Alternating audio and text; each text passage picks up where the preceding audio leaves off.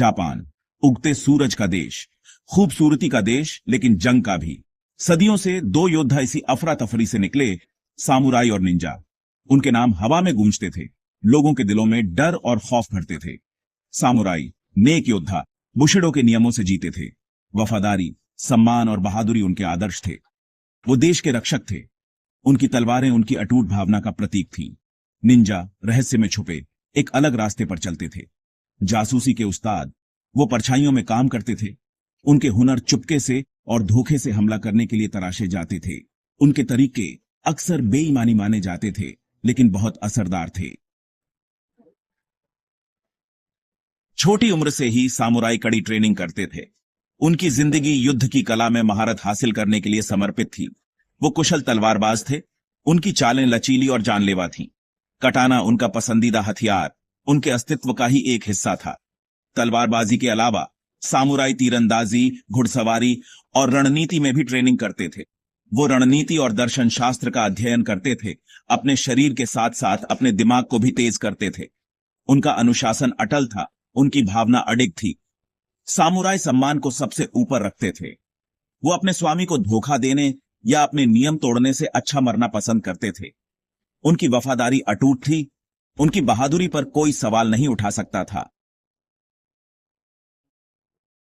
Ninja एक अलग किस्म के योद्धा थे। वो परछाइयों में रहते थे, उनके कामराज में होते थे। वो जासूसी, तोड़फोड़ और हत्या के उस्ताद थे। उनके हुनर, जो अक्सर बचपन से ही सीखे जाते थे, पीढ़ी दर पीढ़ी चले आते थे। निंजा चुपके से हमला करने, भेष बदलने और अपरंपरागत युद्ध में ट्रेनिंग करते थे। वो कई तरह के हथियार इस्तेमाल करते थे, शूरिकेन, कुसारिगामा और जानलेवा ब्लोगन। निंजा धोखे के उस्ताद थे। वो अपने फायदे के लिए चालबाजी और माया जाल का इस्तेमाल करते थे। उनके तरीके हालांकि कुछ लोगों द्वारा बेईमानी माने जाते थे, लेकिन निर्विवाद रूप से असरदार थे। निंजा रात के भूत थे। उनकी मौजूदगी महसूस होती थी, लेकिन कम ही दिखाई देते थे। वो एक ऐसी ताकत थे जिनसे निपटना आसान नहीं था।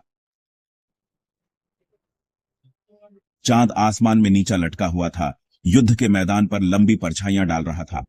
नीले कवच में एक अकेला सामुराई एक सायेदार आकृति के सामने खड़ा था। काले रंग में लिपटा निंजा हवा में फुसफुसाहट की तरह चल रहा था। उनकी नजरें मिली। एक मूक चुनौती उनके बीच से गुजरी। सामुराई ने हमला किया। उसकी कटाना चांदनी में चमक रही थी। निंजा बच गया, परछाइयों में गायब हो गया। रात भर युद्ध चलता रहा। पीले चांद के नीचे मौत का नाच। अंत में केवल एक योद्धा खड़ा रहा, लेकिन सामुराई और निंजा दोनों की विरासत जीवित रही। उनकी कहानियां पीढ़ी दर पीढ़ी चली आ रही हैं, विस्मय और आश्चर्य को प्रेरित करती हैं। सामुराई अपने अटूट सम्मान के नियम के साथ जापान की आत्मा का प्रतिनिधित्व करते थे। निंजा प्रमाण और धोखे के उस्ताद इतिहास के साये का प्रतीक थे। हालांकि उनका